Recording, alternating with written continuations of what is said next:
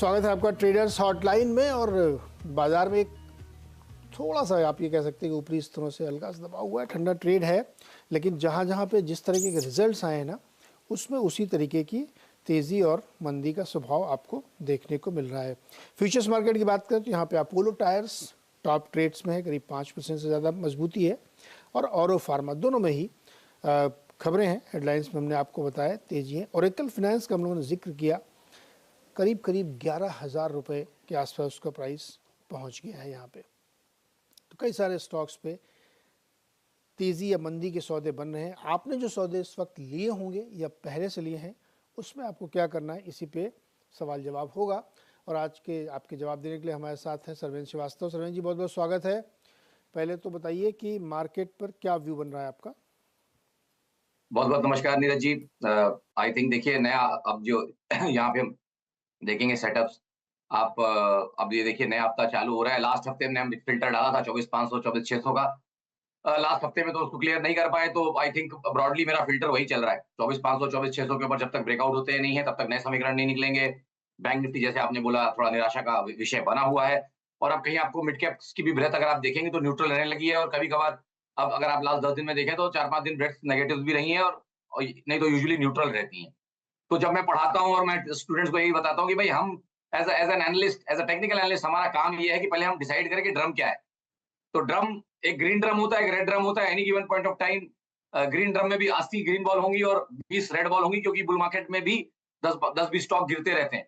तो and vice versa, अगर bear market है तो रेड बॉल होगी, और रेड बॉल में भी 80 रेड बॉल होंगी, 20 ग्रीन बॉल होंगी, क्योंकि बेयर मार्केट में भी आपको दिखेगा कि 20 एक स्टॉक चलते हैं। सो मोरल ऑफ द स्टोरी ये है कि पहले आपको ड्रम सेलेक्ट करना है। उसको सेलेक्ट करने का एक ही तरीका है, एक long dated advance decline ratio जब आप देखते हैं और आपको वहां लगता है कि भाई अब मोमेंटम छूट रहा है और कलर धीमे धीमे ज्यादा बॉल्स इस ड्रम में जा रही हैं या ज्यादा बॉल इस ड्रम में जा रही हैं, तो मेरा थॉट ये है कि जिस रिस्क रिवॉर्ड के सिनेरियो में हम आ गए हैं, मुझे लगता है अब ज्यादा रेड बॉल है पिक करने के लिए, ग्रीन बॉल्स कम है। नॉट दैट कि ग्रीन बॉल्स नहीं है, तो वो हमारा काम नहीं है। एज अ प्रोबेबिलिटी एनालिस्ट अगर हम 70% ऑफ द टाइम कुछ उठाना चाहते हैं तो हम वो उठाएंगे जो ज्यादा बॉल्स है। तो मुझे लगता है इस समय ड्रम में ज्यादा रेड बॉल्स है, ग्रीन बॉल उठाना ज्यादा मुश्किल काम है। तो ज्यादा मुश्किल काम हम नहीं करना चाहते, इसीलिए हमको लग रहा है कि थोड़ा मुनाफा बांध लीजिए। ब्रेथ थोड़ी थोड़ी वीक हो रही है, मोमेंटम का साथ छूट रहा है। निफ्टी में भी, बैंक निफ्टी में भी, मिड कैप इंडेक्स में भी मोमेंटम अब स्लो हो रहा है, काफी ओवरबॉट है, तो अब धीमे धीमे स्लो हो रहा है। तो एक साइकिल नीचे की एटलीस्ट आएगी। तो मैं इसीलिए बोल रहा था कि 23,500 के मेरे टारगेट्स अभी भी इंटैक्ट हैं।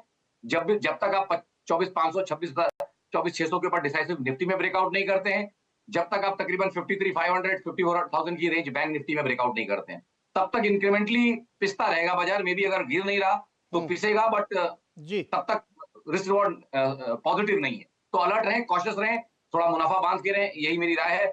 एग्रेसिव लोग जो हैं उनको अगर 23,500 की तरफ के जी। ट्रेड दिखते हैं और रिस्क रिवॉर्ड निकलते हैं तो कर सकते हैं। चलिए जी सवाल लेते हैं। कल्पेश गांधी हमारे साथ अंकलेश्वर से जुड़ रहे हैं। कल्पेश जी, सवाल पूछिए अपना। हाँ, नमस्कार नीरज बाजपेयी जी। जी नमस्कार सर।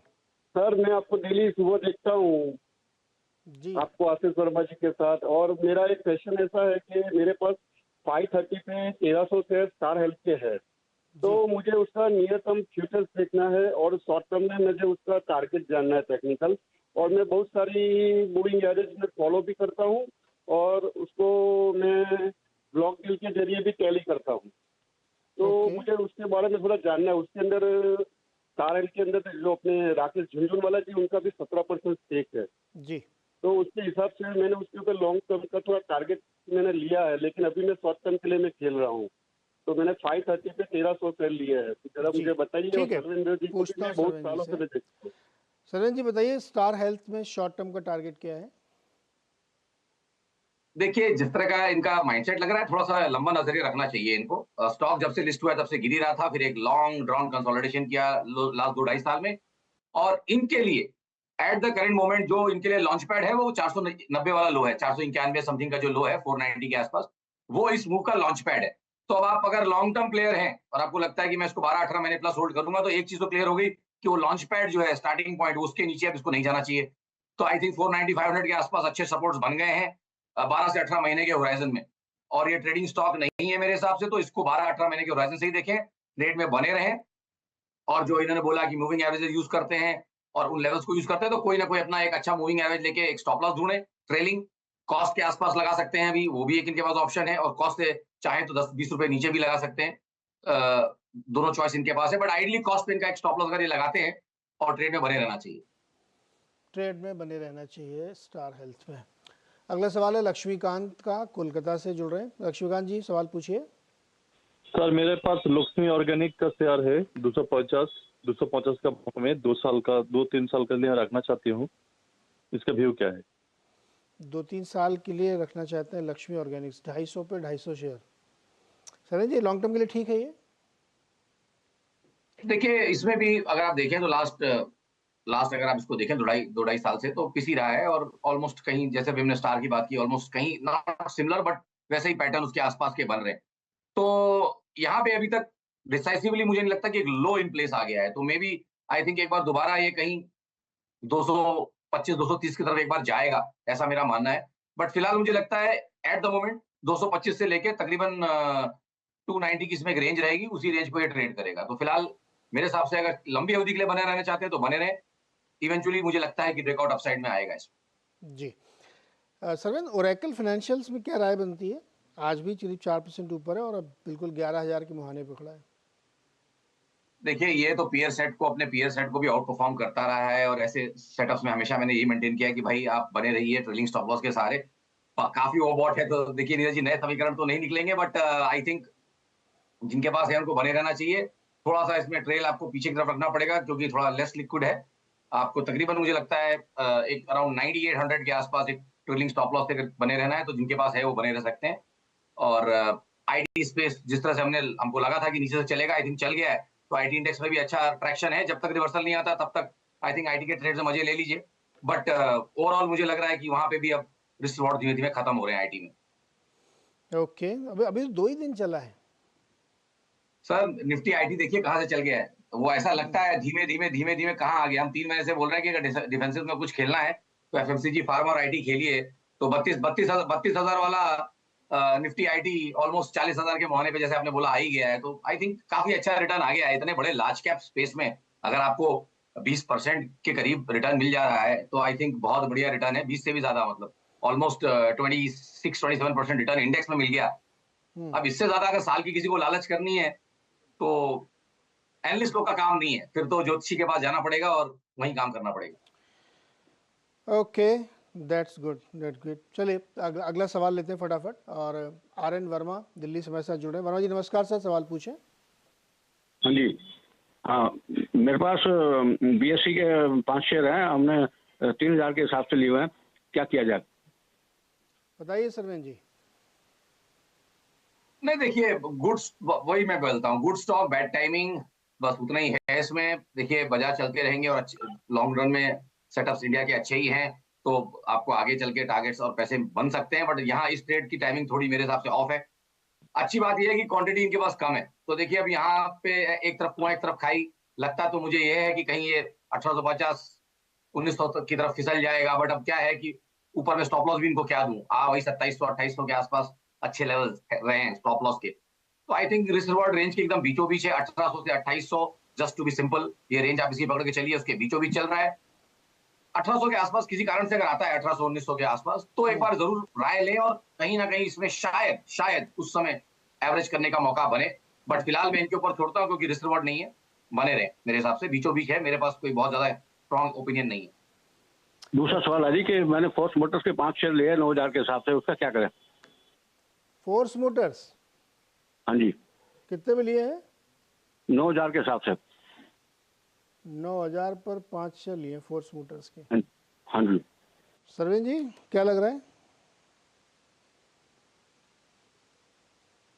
अब देखिए सर, साल भर में जो चीज 1000 वाली 10,000 हो गई मोटा मोटी, 10x के बाद ये 9x के बाद ये आए हैं।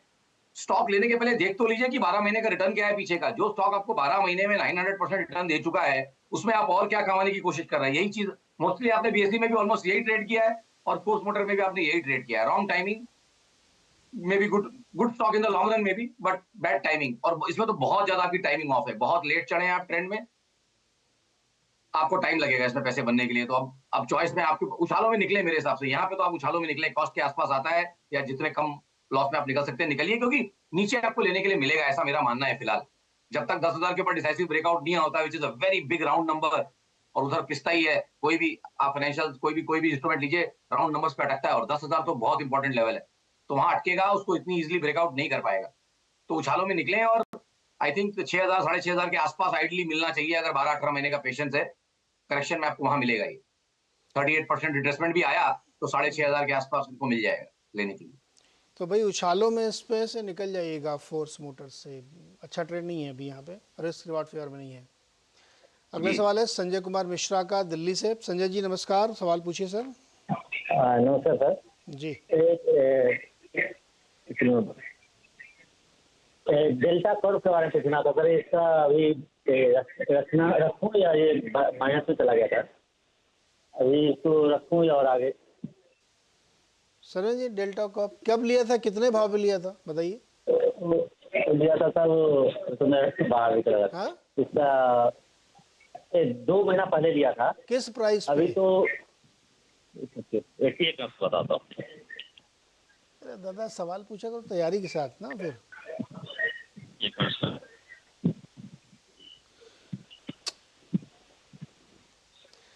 छोड़िए सर, रहने दीजिए। सरवन जी जनरल व्यू बता दीजिए क्या है डेल्टा पे। देखिए, इनसे भी एक सवाल पूछना चाहूंगा, क्या ये खतरों के खिलाड़ी हैं? क्योंकि ये अरे स्टॉक उनको वही है। पता ही नहीं है भैया, वो ढूंढने गए हैं कि हमने कब खरीदा था, बस कि इसीलिए खरीदा था भी कि मैं- नहीं खरीदा था, ऐसे पूछ देखिए, लिया।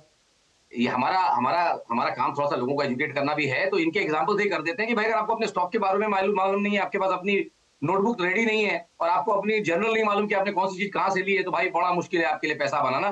प्लस ये खतरों के खिलाड़ी टाइप का स्टॉक है, हाईएस्ट रिस्क कैटेगरी, मतलब हाईएस्ट बीटा रहता है इन सब चीजों में। तो ये सबके रिस्क प्रोफाइल का नहीं है, बट इन्होंने ले लिया तो मुझे मानना पड़ेगा कि उसी रिस्क प्रोफाइल के हैं। तो वैसे तो इनके लिए सिल्वर लाइनिंग यही है कि फिलहाल 100 रुपए के नीचे नहीं जाता। लास्ट 2.5-3 महीनों में अगर आप देखें तो 100 रुपए के लेवल्स को होल्ड कर रहा है। ऊपर से पिटाई अच्छी हो चुकी है, 350 वाला अगर आपको 100 रुपए तक जाके आया है, तो आई थिंक फिलहाल ट्रेड में बने रहे खाली 1 से 3 महीने। और मुझे लगता है कि उस केस में 160-165 के स्तर यहाँ ऊपर में आ सकते हैं बनिस्पत अब यहाँ से 120 के नीचे नहीं जाए। तो अगेन है ऑलमोस्ट न्यूट्रल जोन में ही, बट लग रहा है कि क्योंकि इतना पिस चुका है, इनको 20-25-30 रुपए और शायद यहाँ ऊपर में देके चला जाएगा। अभी बहुत खराब नतीजे भी दिए इन्होंने पहले क्वार्टर जी। के, तो इसलिए बेटर है कि थोड़ा सा दूरी रहे इससे। चलिए अगला सवाल है कृष्ण कुमार का, भुवनेश्वर से। कृष्ण कुमार जी सवाल पूछिए सर। मेरे पास में इंडियन ऑयल के 500 शेयर है, 174 पे दिए हुए। ओके, क्या इरादा क्या है? करना है इसको? आप बताइए कब तक रखना चाहते हैं, मूड क्या है? मैं 1 महीना करीबन। 1 महीना। सरवन जी 1 महीने में आईओसी में क्या प्राइस दिखेगा? नहीं देखिए, ट्रेडिंग स्टॉक ये नहीं है, ये ट्रेडिंग स्टॉक नहीं है। अब इसको ट्रेडिंग करने क्यों चले मुझे नहीं मालूम। अगेन आई थिंक और कमोडिटी ओरिएंटेड स्टॉक है, क्रूड ओरिएंटेड स्टॉक है, उससे इसको काफी फर्क पड़ेगा। और हम तो अब ऑयल मार्केटिंग कंपनीज पे उतने बुलिश नहीं है, क्योंकि हमारा क्रूड पे बहुत बुलिश व्यू है। तो हमें लगता है कि भाई क्रूड में इतना बुलिश व्यू हमारा है, तो इनको सबको तकलीफ होगी। और ये पीछे से बहुत चले हैं, हमें 2-2.5 साल पहले सारे शोज में यही सब हम बोलते थे लेने के लिए, कोल इंडिया, आईओसी, सारे एनर्जी स्टॉक्स जो नीचे चल रहे थे उसमें। बट अब हमें भी रिस्क रिवॉर्ड यहाँ जस्टिफाई नहीं हो रहा है कि मैं इनको बोलूं खड़े रहे। मेरी राय तो रहेगी कि अगर ट्रेडिंग के माइंडसेट से लिया है तो बिल्कुल 1 महीने के हिसाब से तो बिल्कुल निकले, तुरंत उछालों में निकले, 1-2 दिन के अंदर ही निकले। तो क्या फिर क्रूड बढ़ेगा तो ओएनजीसी बढ़ेगा, उस पर ट्रेड बनता है? बिल्कुल बिल्कुल, ओएनजीसी तो हमें फिलहाल इस स्पेस में सबसे बढ़िया लगता है, क्योंकि थॉट यही है कि भाई अगर क्रूड में अगर बड़ा ब्रेकआउट आ गया 100 के ऊपर, तो सबसे बड़ा डेल्टा यहाँ पे आपको मिल जाएगा, और मिलना चाहिए। कई बार बाजार ऑलरेडी प्राइस इन करके पॉसिबली चल रहा है, 240 वाला 310 हुआ है, क्रूड के साथ साथ ही हुआ है सारा कुछ ये। तो आई थिंक ब्रेकआउट्स ओएनजीसी में लंबी अवधि के हैं, इसमें कोई डाउट नहीं है। बट थॉट मेरा भी वही आ रहा है कि भाई इसका हाई 2014 का लगा था, वो तकरीबन 314 के आसपास था। तो मैंने लास्ट शो में भी यही बोला कि भाई मैं भी इसमें 315-320 के ब्रेकआउट का वेट कर रहा हूँ, सो दैट ये समीकरण बन जाए कि 10 साल के ब्रेकआउट हो गए, डेकेड एंड लॉन्ग जब ब्रेकआउट होंगे तो फिर बहुत बढ़िया ट्रेंड बनेगा। तो within the current data you are at the best, मतलब आप बेस्ट, सारा आपका रिस्क रिवॉर्ड आ गया, बेस्ट बुलिश सिनेरियोज आपने कंप्लीट कर लिए। अब आपको ब्रेकआउट करना पड़ेगा ताकि आप और ओएनजीसी में आगे कुछ ऐड कर पाए। तो मुझे लग तो रहा है जिस तरह के सेटअप्स हैं कि वो ब्रेकआउट हो जाएगा, बट वो कहते हैं ना, there are too many slips between the cup and the lip. तो यहां से ट्रेड नहीं बनेगा। 320 का कंडीशनल ब्रेकआउट ओएनजीसी में नए ट्रेड के लिए जिनके पास है वो बने रहे 295 के स्टॉप लॉस से, trailing stop loss. Okay, Nifty 24,600 के पार टच मार दिया उसने, 24,600। सरवेन जी जी 24,600 और मिड सर कैप में डबल सेंचुरी से ज्यादा। जी जी जी नहीं नहीं, देखिए हम क्लोजिंग बेसिस वाले हैं और थोड़ा वीकली फिल्टर लेके चल रहे हैं इस समय। हम क्लोजिंग बेसिस वाले हैं, इंट्राडे स्टॉप लॉस में बिलीव नहीं करते हम। और बहुत बार जीवन में क्लोजिंग ओनली स्टॉप लॉस ने एक एक दो दो पॉइंट से बचाया है। इसके ऊपर बंद करके आपको सस्टेन करना जरूरी है इन लेवल्स के ऊपर, खाली लेवल्स को अचीव करना जरूरी नहीं है, ब्रेकआउट करके आपको सस्टेन करना जरूरी है। बट देखिए मैं मेंटली ओपन हूं इस बात से कि बाजार साइकोलॉजिकल राउंड नंबर्स के पास भागते हैं, तो डाउ 40,000 की तरफ भाग रहा है, 40,000 करके आया एक बार, S&P भी 5,500 किया, सेंसेक्स ने 80,000 किया, तो निफ्टी क्यों सिल्वर मार्क क्यों ना, अपनी सिल्वर जुबली क्यों ना करे। तो अगर वो 401 पॉइंट है, विच इज हार्डली 1.5%, तो 500 2500 भी जा सकता है। बट मुझे लगता है कि सस्टेन नहीं कर पाएगा उन लेवल्स। अगर गया भी तो फिलहाल तो जा नहीं रहा, बट अगर गया तो सस्टेन नहीं कर पाएगा। चलिए 24,585 करंट लेवल है, 24,600 उसने टच कर दिया है, 400 पॉइंट और चलना है, फिर उसकी सिल्वर जुबली होगी, 25 का मार्क टच करेगा। नज़र बनाए रखेंगे हम लोग। लेकिन चलिए अगला सवाल लेते हैं। मोतीलाल जी हैं डोंबिवली से, मुंबई के पास से। बताइए मोतीलाल जी। नमस्ते सर। जी नमस्ते। सर HDFC का 1750 का कॉल लिया था 15 रुपए का रेट, अबे गिरते गिरते सर 5 रुपए आ गए सर। कितने कितने का कॉल लिया आपने? स्ट्राइक प्राइस क्या था? 1750, 15 रुपए सर। 1750 15 रुपए पे जी। क्या भाव कहाँ चल रहा है इसमें? तो 4 रुपए चल रहा है सर। सरवेन जी 1750 का कॉल ले लिया HDFC बैंक का, 15 रुपए में लिया, अभी चल रहा है 3 रुपए 90 पैसे। कोई उम्मीद है क्या? कब की रखा है, कब किया? मंथ एंड का है क्या? हाँ वो गया था 1700 गया था, उस समय लिया था। ये नहीं ये कब तक के लिए लिया है आपने? एक महीना का होल्ड है ना, महीने एक्सपायरी 25 तारीख का। 25 तारीख तक का है सरवेन जी। कैश में चल रहा है 1623। सरवेन जी को जोड़ो भैया, वही जवाब देंगे इसका। बड़ा खतरनाक ट्रेड लिया मोतीलाल जी ने, बहुत ऊपर है सर। 1750 अभी चल रहा है 1623, नुकसान है आपको तगड़ा। सरवेन जी जी 1750 का कॉल लिया है HDFC बैंक का, 25 जुलाई की एक्सपायरी है, 15 रुपए का प्राइस लिया था, अभी चल रहा है 3 रुपए 80 पैसे। क्या करा जाए? जी नहीं, बड़ा मुश्किल है, इनका स्ट्राइक इन द मनी नहीं आ पाएगा। मेरे हिसाब से तो ये इनका प्रीमियम पूरा फिस जाएगा, ऐसा मेरा थॉट है। रीजन इन्होंने बहुत, अगर ट्रेड इनका बड़ा गलत है, इन्होंने ब्रेकआउट का वेट नहीं किया। देखिए अभी जैसे हम ONGC की बात कर रहे थे, 1750 के ऊपर सस्टेन नहीं कर पाया स्टॉक, एक ही दिन के लिए गया था, वो भी गुड न्यूज पे, और अगले दिन ही गैप डाउन होकर नीचे गिरने लगा। तो आई थिंक अगर ट्रेड किया भी था तो अगले दिन ही इनको निकलना था, पहली बात, क्योंकि ब्रेकआउट नहीं हुआ। तो मेरे हिसाब से इनका स्ट्राइक इन द मनी होने का प्रोबेबिलिटी 10% ही है, 90% तो है कि नहीं होगा, 10% तो बाजार में कुछ भी हो सकता है। तो 90% तो ये जीरो होने वाला है, इससे अच्छा निकल जाए मेरे हिसाब से। तो उछालों में निकले, एक दो दिन में निकले, बेसिकली यहाँ से एक एग्जिट की स्ट्रेटजी बनाए और निकले यहाँ से। हाँ 25 जुलाई का बहुत समय थोड़ी बचा है, तो इसलिए बेटर है कि 3-4 रुपये, चूँकि यहाँ से कितना 100 रुपये बहुत काफ़ी ऊपर है, तो खैर उछाल में तो निकल जाइएगा इसमें से। अगला सवाल लेते हैं रमेश गोयानी का, मुंबई से हमारे साथ जुड़ रहे हैं। रमेश जी नमस्कार सर, सवाल पूछे। नमस्कार, मेरे पास पराग मिल्क का 350 शेयर है, 276 का ओके भाव का, और सनमिट इंफ्रा है 800 शेयर 39 के भाव का।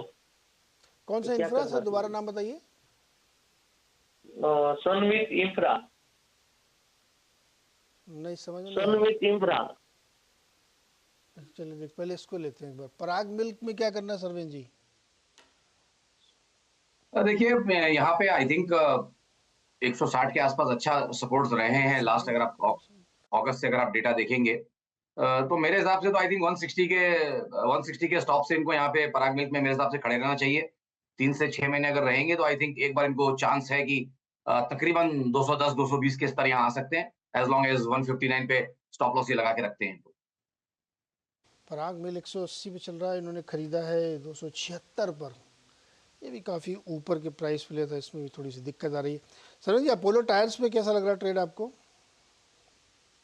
देखिए F1 वाला आइटम है, अगेन मैंने जैसे बोला, ये थोड़ा हाई बीटा वाला स्पेस है, यहाँ पे सबके रिस्क प्रोफाइल का स्टॉक नहीं है। आज तो ऊपर है, मैं इसको थोड़ा सा वॉच करना चाहूंगा, क्योंकि मुझे लगता है कि भाई मेरा मानना ये है कि भाई जो इसके हाइज लगे थे 550 के आसपास, आई थिंक वो बड़े क्रूशियल हैं। वो जो इसका वीकली रिवर्सल रहा एक हफ्ते पहले का, वो बहुत क्रूशियल है मेरे हिसाब से। तो मुझे लगता है कि जब तक उसके ऊपर डिसाइसिव ब्रेकआउट नहीं होता, रिस्क रिवॉर्ड्स यहाँ बचे नहीं है कोई बहुत ज्यादा बुलिश होने के। तो मेरी तो राय रहेगी कि थोड़ा अलर्ट है, जिनके पास है वो एकदम एग्रेसिव ट्रेल रखें, स्टॉप लॉस और माफ कीजिएगा 530 के आसपास एक ट्रेल स्टॉप लॉस रखें अगर बने रहना है ट्रेड में, अन्यथा 550 के आसपास थोड़ा मुनाफा भी बांधे तो मेरे ख्याल से नीचे दोबारा लेने के लिए मिलेगा। अभिषेक दास के पास बेटर पिक कौन सी है, टानला प्लेटफॉर्म या साइंट? जी बताइए, दो में बेटर कौन है, टानला या साइंट? नहीं, दोनों ही मेरे लिए आई थिंक दोनों ही मेरे लिए ऑलमोस्ट एक ही जैसे ही हैं, तो बेटर तो मैं नहीं सब बता पाऊंगा। और तानला तो वैसे भी बहुत लंबा एक करेक्शन कर चुका है। 2000 वाली चीज अगर आज 1000 पे चल रही है तो आप समझिए कि डेफिनेटली यहाँ पे कुछ इश्यूज हैं, इसीलिए भाव इतना टूटा है। तो मेरा तो थॉट रहेगा कि अभी फिलहाल दोनों से बचें, क्योंकि यहाँ मैं अभी कुछ नया किसी को करने को नहीं बोल रहा हूँ। तो मैं तो यही बोलूंगा कि नया कुछ ना करें, अभी पुराना है उसी को संभाले, नया कुछ ना करें। नया कुछ न करें। अच्छा, जोड़ी में आज पूछ रहे हैं लोग, कृष्ण गोवर जी ने पूछा है कि आजाद इंजीनियरिंग और बीका जी में कौन सा ज्यादा अच्छा है? ओके, देखिए डेटा तो मुझे लग रहा है कि दोनों का सेम है। हाँ, डेटा बहुत कम है, तो मैं एकदम शॉर्ट टर्म भी नहीं देख पा रहा हूँ, तो इनसे तो माफी मांगनी पड़ेगी आज। अच्छा, मनोज जी से माफी नहीं मांग पाएंगे आप, क्योंकि इन्होंने अडानी पोर्ट के बारे में पूछा है। 39 शेयर 901 के भाव पे हैं, 5 साल तक होल्ड करेंगे? देखिए 5 साल तक होल्ड करने का अगर मन बना लिया है तो आई थिंक फिर तो मैं कहूंगा कि भाई ट्रेड में बने रहें। और डेफिनेटली जब आप थोड़ा पैसा कमा लेते हैं तो आपको ये भी करना है कि आप थोड़ा एक स्टॉप ट्रेल करके चलिए, इररिस्पेक्टिव ऑफ कि क्या होता है, आपका कितना बुलिश स्टांस है, क्या नहीं है। बट एज अ टेक्नीशियन अगर हमको करना है तो हम ये बोलेंगे कि भाई एक ट्रेलिंग स्टॉप लॉस लेके चलिए। तो मेरे हिसाब से जो इनके लिए भी ट्रेलिंग स्टॉप लॉस आएगा वो सारा कुछ 1200 के नीचे मुझे लग रहा है। कंजेशन 1200 के आसपास काफी शार्प रिवर्सल्स आए हैं, तो अगर 1200 के नीचे एक ट्रेलिंग स्टॉप लॉस लेके चलते हैं तो तकरीबन 300 रुपए इन द मनी भी रहेंगे, और अगर जो भी अपसाइड्स है उसको खेलने का भी इनको मौका मिलेगा। और धीमे धीमे एवरी क्वार्टर, एवरी 6 मंथ्स उस स्टॉप लॉस को रिव्यू करते रहें और धीमे धीमे ऊपर की तरफ उसको बढ़ाते रहें। ओके, जय भानु, इन्होंने 100 शेयर खरीदे SW सोलर के 442 के भाव पर। 3 से 6 महीने का नजरिया? देखिए यहाँ मैं कोशिश कर रहा हूँ पुल करने की, but Sterling and Wilson ji, Sterling and Wilson ji, मैं वही पुल अप करने की कोशिश कर रहा हूँ। नंबर बताऊं क्या? नहीं सर, मिल जाएगा, ये तो कभी कभार नजर में आ जाता है, देख लेते हैं। तो इनके लिए देखिए शॉर्ट टर्म सेटअप्स यहाँ मुझे दिख रहे हैं जो क्लियर है ज्यादा, और लॉन्ग टर्म इसमें उतना बड़ा कोई उतना स्ट्रॉन्ग स्ट्रक्चर नहीं है। पर शॉर्ट टर्म में मुझे लगता है कि इसका 600 रुपए का जो ब्रेकआउट हुआ वो काफी मीनिंगफुल था। 600 से ब्रेकआउट करके 800 तक गया, अभी फिलहाल मिडिल टेरिटरी में चल रहा है। तो एज लॉन्ग एज 600 के ऊपर टिका हुआ है, I think medium to longer term setups positive है। और ये 12 महीने प्लस का मैं इनको व्यू दे रहा हूँ, तो 12 महीने प्लस के हिसाब से खड़ा रहना चाहते हैं तो इनका स्टॉप कहीं 600 के नीचे रहेगा, और ऊपर में एक्सपेक्टेशन की रहेगी कि 900 से 1000 रुपए तक के टारगेट्स ऊपर में यहाँ मुझे लगता है 12-18 महीने में आ सकते हैं। ओके, ये रहा है स्टर्लिंग एंड विल्सन में। सरवन जी बहुत बहुत शुक्रिया जुड़ने के लिए। और मार्केट इस बीच संकेत ये कर रहा है कि अच्छा रिवाइवल इसमें मिड कैप में भी देखने को मिल रहा है अब, और बैंक निफ्टी में भी।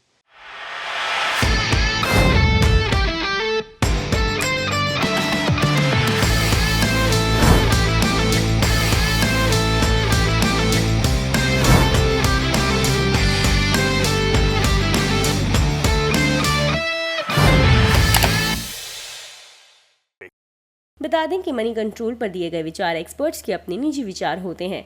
वेबसाइट या मैनेजमेंट इसके लिए उत्तरदायी नहीं है। यूजर्स को मनी कंट्रोल की सलाह है कि कोई भी निवेश निर्णय लेने से पहले सर्टिफाइड एक्सपर्ट की सलाह लें।